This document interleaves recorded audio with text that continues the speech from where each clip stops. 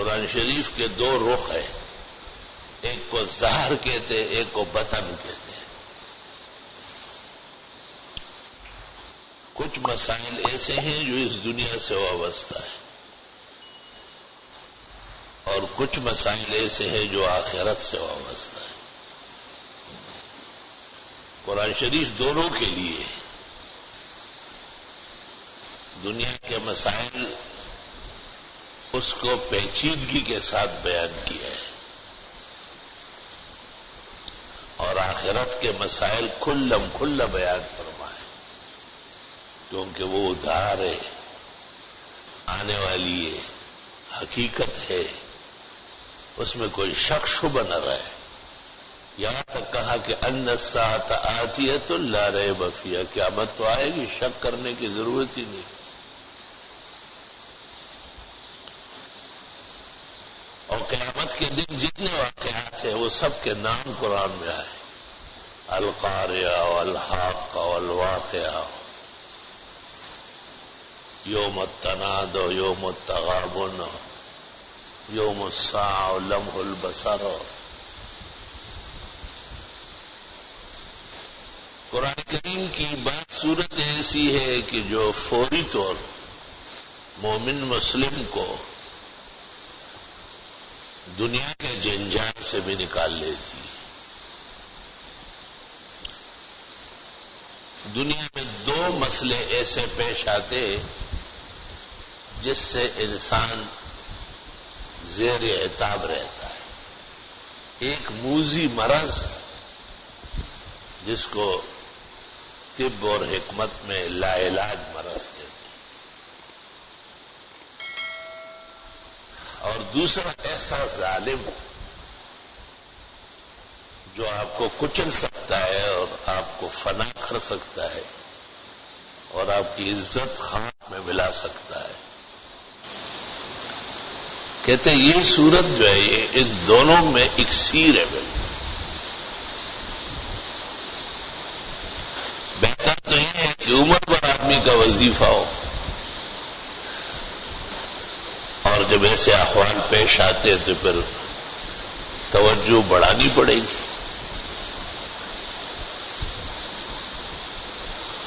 ایسے ایسے امراض دیکھے گئے جس پر ہمیں خود حیرت ہے۔ ہم نے ثواب کے لیے بیان کیا اور ان کو سمجھایا، جتنا فائدہ ان کو ہوا ہے اتنا ہمیں خود یقین نہیں تھا۔ سورت معجز ہے۔ معجز اس کو کہتے ہیں کہ آپ کی کمی کوتاہی کو بھی سیدھا کر دے گی، آپ کے عقیدے کو بھی پختہ کر دے گی۔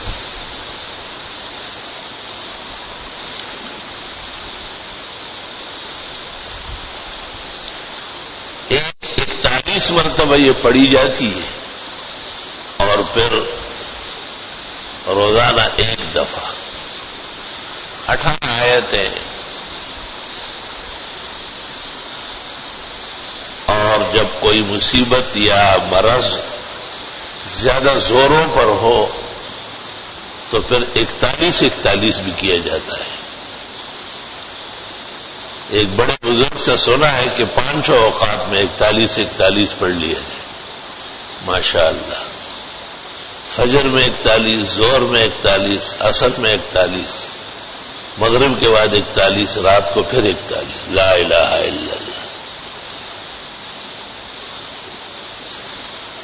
یہ باتیں دو قسم کے لوگ سنتے ہیں، ایک وہ جنہیں اللہ کے ہاں قبولیت ہوتی ہے، وہ قدر سے سن لیتے ہیں۔ دوسرے وہ جو عام لوگ ہیں، ان کے کان ہیں سننے کے لیے نہیں ہے، ان کی آنکھیں ہیں دیکھ نہیں رہی، ان کا سر ہے دماغ سے خالی ہے، ان کے دل ہے لہو و لعب میں پڑے ہوئے۔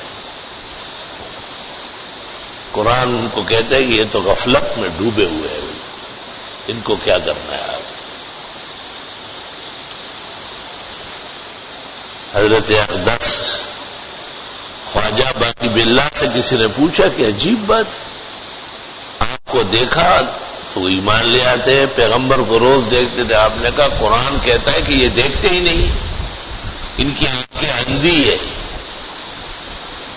اور ان کے کان بہرے ہیں، جو مؤثر ہوتی ہے وہ قبولیت جو جاندار ہوتی ہے وہ ہر ایک کی نہیں ہوتی. زمین میں کتنا بیج ڈلتا ہے آدھے سے زیادہ زمین کھا جاتی ہے. خال خال نکلتا ہے اور وہ تناور درخت ہوتا ہے. وہ زندگی کا ساز و سامان بنتا ہے.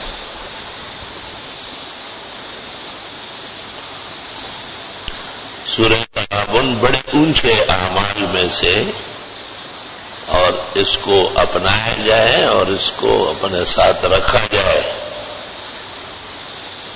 اور اس کو وقتاً فوقتاً نماز میں بھی پڑھ لے. نماز میں پڑھنے سے اجر بڑھتا ہے.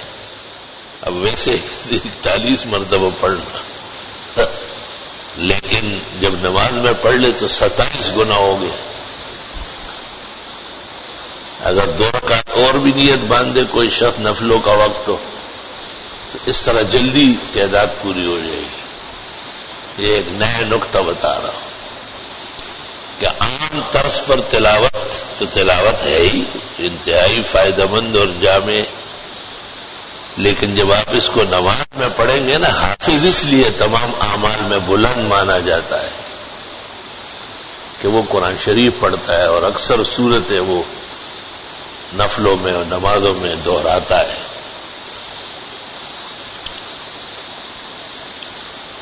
شیخ الحدیث مولانا زکریا محدث سہارنپوری متاخرین میں اہل حق کے بہت بڑے عالم اور ولی باکمال تھے. انہوں نے دور آخر میں علماء دین کو، بڑے بڑے علماء کو، مولانا عبدالحق اکوڑا خٹک کو، مولانا مفتی محمود صاحب کو، مولانا یوسف بنوری کو، مفتی محمد شفیع صاحب کو، سب کو لکھا کہ آپ اپنے خانقاہ بنائیں اور ذکر کریں، ضربے لگائیں. تو حضرت الاستاذ مولانا محمد یوسف بنوری نے ان کو جواب لکھا کہ ہمارے یہاں چاروں طرف چھوٹے چھوٹے بچے قرآن شریف پڑھتے ہیں، یہاں خانقاہی نظام کی کوئی ضرورت نہیں. وہ جو خانقاہ میں ضربیں لگتی ہے وہ اس تک نہیں پہنچ سکتی. یہ جو قرآن شریف ہم وقت حفاظ پڑھ، الحمدللہ الحمدللہ. کہتے ہیں یہی وہ لوگ ہیں جنہوں نے آسمان و زمین کو رو کے رکھا ہے. چھوٹا سا بچہ ہوتا ہے، بالکل چلتا ہے تو معلوم ہوتا ہے بس ایک قمیص و شلوار ہے، بس پوچھ لو تو کہتا ہے حفظ پورا ہو چکا ہے، دور کر رہا ہوں. کتنی بڑی بات ہے. یہ ہمارے نبی کا معجزہ تو دیکھو ذرا. ایک چھوٹی سی گولی ہے جو پوری کائنات کے لیے کافی ہے. بڑے وزندار لوگ ہیں، بڑے پیارے لوگ ہیں. اب یہ گروہ بھی پیدا ہو جاتے ہیں حافظ، لیکن یہ گروہ والے سنبھال نہیں سکتے. ان کا تمام تر نظام فسق و فجور کا ہے.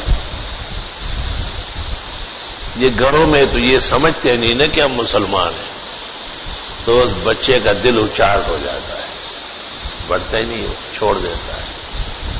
بابا جب گھر میں حافظ آپ نے بنانا ہے تو گھر کے نظام کو اس کا تابع کر لیں. گھر میں حفاظ کا تذکرہ، علماء دین کے بیانات، دینی کتابوں کا رجحان، عمرے اور حج کا برمار، یہ نظام آپ فضا تبدیل کریں گے تو بچہ حافظ رہے گا. ورنہ حفظ کر چکا ہوگا اور داڑھی منڈائے گا، حفظ بھی کیا ہوگا اور تمام ناکردنیاں بھی کرے گا.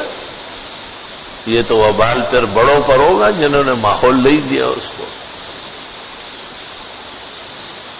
اس کی مثال ایسی ہے جس طرح 5000 کا نوٹ آپ نے ایک معصوم بچے کو دیا تو وہ کیا کرے گا؟ کبھی منہ میں ڈالے گا، آخر میں 2 ٹکڑے کر کے پھینک دے گا. بھائی چھوٹے بچے کو اس طرح تھوڑی کیا جاتا ہے. اس کو آپ کوئی چاکلیٹ دے دیں، کوئی کھانے کی چیز دے، وہ خوش ہو جائے گا. شیخ سعدی رحمت اللہ علیہ نے کہا ہے کہ علم یاقوت و مرجان ہے، لیکن اس کے لیے افراد چاہیے جو اس کا احترام کرے اور اس کو صحیح منڈی میں استعمال کرے.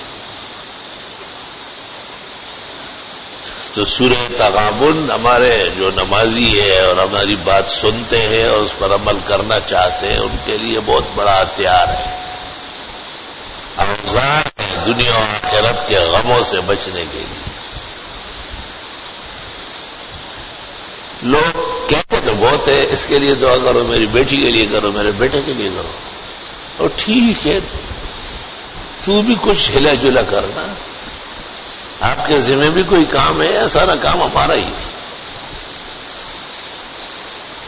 تو جو مسائل ہے، جو فضائل ہے، جو بزرگان دین کے تجربات ہیں، ابھی حال ہی میں ہمارے ایک طالب علم بہت خاص خادم ہے، ان کی ہمشیرہ بہت بیمار تھی، اس کا جسم میں خون نہیں بن رہا، سارے خاندان جان پہچان والے خون دے دے کے تھک گئے۔ سورہ تغابن میں نے خاص طریقے سے پڑھنے کی تاکید کی، اسی دن خون بننا شروع ہو گیا اور وہ اسپتال سے گھر رخصت ہو گئی، بیماری جڑ سے ختم ہو گئی۔ دیکھے ذرا اللہ تعالیٰ کا کیا نظام ہے، اور مرض جیسے تکڑا ہو تو آپ نسخہ بھی تکڑا کریں، اس میں بھی جان ڈالے آپ۔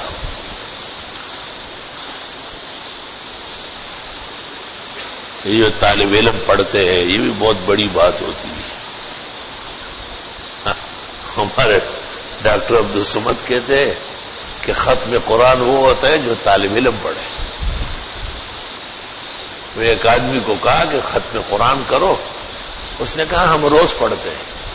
ڈاکٹر صاحب نے کہا آپ کے پڑھنے سے کچھ بھی نہیں ہے، پتہ نہیں وضو بھی ہوتا ہے یا نہیں، غسل بھی کیا ہے یا نہیں۔ کہ قرآن شریف تو وہ ہوتا ہے جو طلبہ پڑھ لیتے ہیں۔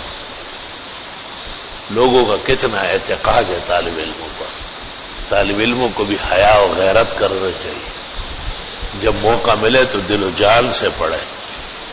ڈاکٹر صاحب پورے عالم میں اول نمبر ڈاکٹر ہے، لیکن وہ کہ طالب جیسے کوئی نہیں پڑھ سکتا۔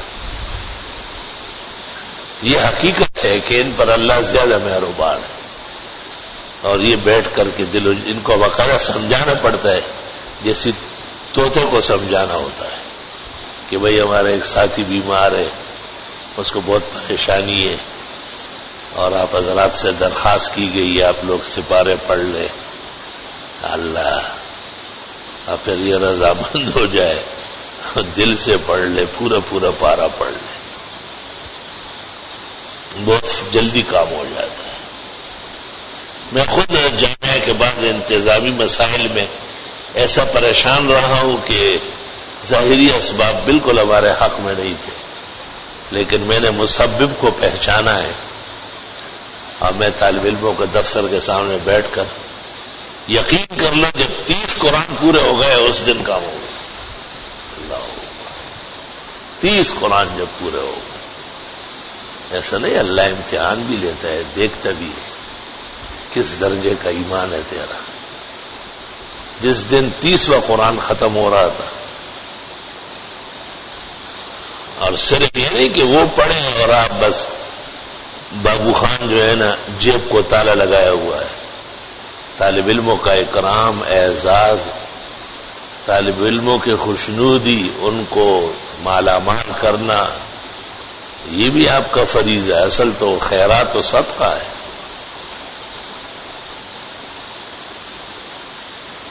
مجھے یاد ہے کہ وہ جو 30واں ختم تھا اس کے لیے میں نے انور شاہ کو گھر بھیجا، اور ان گھر والوں سے ان کی بہنوں کے پاس جتنے پیسے تھے میں نے کہا مجھے ادھار دے دو، طالب علموں کو بانٹتا ہوں۔